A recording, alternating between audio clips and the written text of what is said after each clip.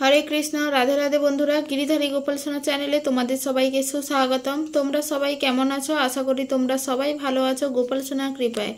और तुम्हादेर गोपाल सोनाओ अनेक अनेक भालो आछे। আজকে একটা খুব সুন্দর ভিডিও হতে চলেছে, যে ভিডিওটা স্কিপ করো না, অনেক কিছুই জানতে পারবে তোমরা এই ভিডিওটা থেকে। আমরা এই ভিডিওতে আলোচনা করব ভাগ্য আসলে কি। আমরা যে বলি ভাগ্যে আছে ভাগ্যে নেই, এই ভাগ্য কথার অর্থ আসলে কি। অতীত দিনে যেসব কর্ম করে এসেছেন সেই সমস্ত কর্মের ফল সঞ্চিত রয়েছে, সেগুলি আপনি ভোগ করছেন বা করবেন, সেটি হচ্ছে ভাগ্য। এই যে নিয়তি কখন আসে, নিয়তির কাজ কি? নিয়তি মানে বিধির বিধান।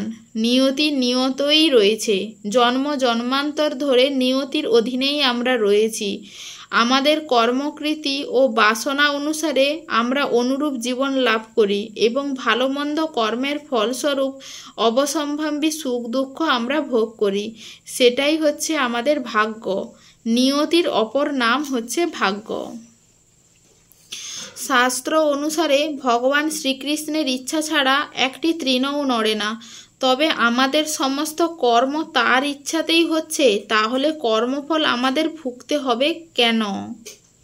সবথেকে ভালো এবং ইম্পর্টেন্ট কথা, ভগবান শ্রীকৃষ্ণের অধ্যক্ষতায় প্রকৃতির দ্বারা সমগ্র ক্রিয়াকলাপ পরিচালিত হলেও আমাদের জন্য শ্রীকৃষ্ণ স্বতন্ত্র ইচ্ছা শক্তি দান করেছেন এবং সেই ইচ্ছা অনুসারে আমরা জীবন গঠন করতে পারি।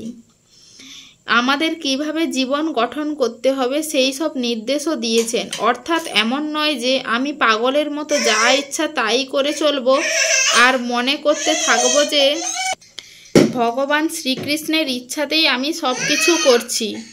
না, এরূপ মনে করা কখনোই ঠিক নয়। ভগবান শ্রীকৃষ্ণ অর্জুনকে বলেছেন, হে অর্জুন, আমি তোমাকে ভালো মন্দ সব কিছুই বললাম, এখন তোমার যা ইচ্ছা তাই তুমি করো।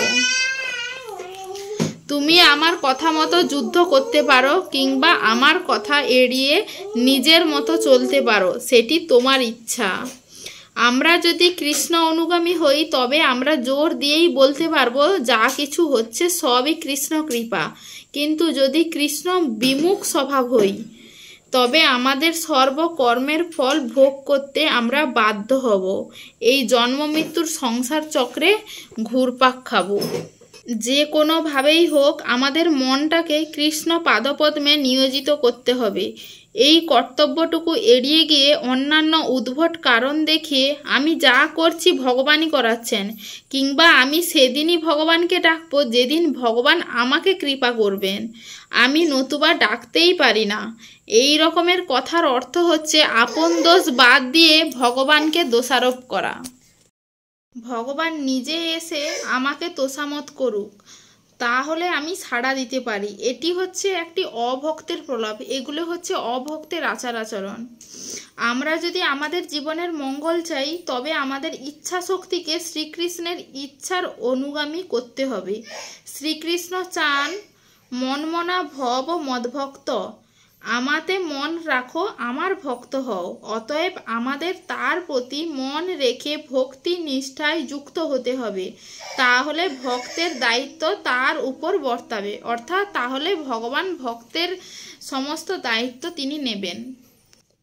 ভগবান আমাদের সব সময় রক্ষা করে। প্রভুপাদের একটা খুব সুন্দর কথা সব সময় মনে পড়ে। প্রভুপাদ একবার সবজি আমান্য করেছিলেন ভগবানের জন্য। সবজি আমান্য করতে করতে প্রভুপাদের হাত কেটে যায়। তখন একজন ভক্ত প্রভুপাদকে জিজ্ঞাসা করেছিলেন যে প্রভুপাদ, আপনি তো ভগবানের সেবা করছেন, তাহলে আপনাকে ভগবান কষ্ট দিল কেন? তখন প্রভুপাদ তদুত্তরে বলেছিলেন, আমরা ভগবানের সেবা করি বলে আমার হাতটা এইটুকুন কেটেছে, না হলে আজকে হয়তো আমার পুরো হাতটাই কেটে যাওয়ার কথা ছিল। কিন্তু ভগবানের সেবা করি যেহেতু, তাই ভগবান আমাদেরকে খুব অল্পের উপর দিয়েই হচ্ছে আমাদের যে জিনিসটা ছিল, যে খারাপ জিনিসটা হওয়ার ছিল, সেটা আমাদের অল্পের মাধ্যমে হয়েছে। প্রভুপাদের এই সুন্দর সুন্দর বিবরণ, ভগবানের প্রতি এই বিশ্বাস বারবার অনেক দৃঢ় সংকল্প এনে দেয় ভক্তিপথে। এই জিনিসটা আমার খুব বেশি বেশি করে মনে পড়ে।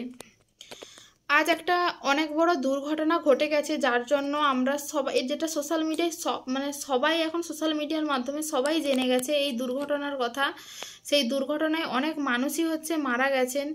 সবাই আমরা প্রার্থনা করি যে তাদের আত্মা যেখানে আছে যেন খুব ভালো থাকে, তাদের যেন সৎ গতি হয়, এইটুকু আমরা প্রার্থনা করতে পারি। কিছু কিছু মানুষ আছে, সবাই নয়, ভগবানকে উল্টোপাল্টা কথা বলছেন। মানে কিছু জিনিস নিয়ে হয়তো তর্ক বিতর্ক হতে পারে, হয়তো অপরাধ হবে কিনা জানি না, তাও নিজস্ব একটা মতামত জানাচ্ছি। ভগবান সকলের প্রতি সমদর্শী, ভগবান কোনোদিন কারোর প্রতি রাগ হিংসা করেন না। রাগ হিংসা করি আমরা। আজকে সমস্ত কিছু প্লেনটা পুড়ে যেতে একজন বেঁচে ছিল, না হলে সবাই মানে মোটামুটি মারা গেছে। তার মধ্যে ভগবদ্গীতা একদম অক্ষত অবস্থায় পাওয়া গেছে, যার যে ভগবদ্গীতা যথাযথ কিচ্ছু হয়নি। ভগবানের বাণী থেকে যাবে, সবাই চলে যাবে, ভগবানের বাণী থেকে যাবে। এই ভগবদ্গীতার যে বাণী সেটা ভগবান দিয়েছিলেন দাপর যুগে, এটা কলিযুগ চলছে, এখনও ভগবানের বাণী তো আমাদের মধ্যে অক্ষত হয়ে থেকে গেছে। ভগবানের বাণী যুগ উল্টে গেলেও ভগবানের বাণী থেকে যাবে যুগ যুগ ধরে। আমরা জানি বিপদে ভগবান ছাড়া আমাদের কেউ রক্ষা করতে পারবে না।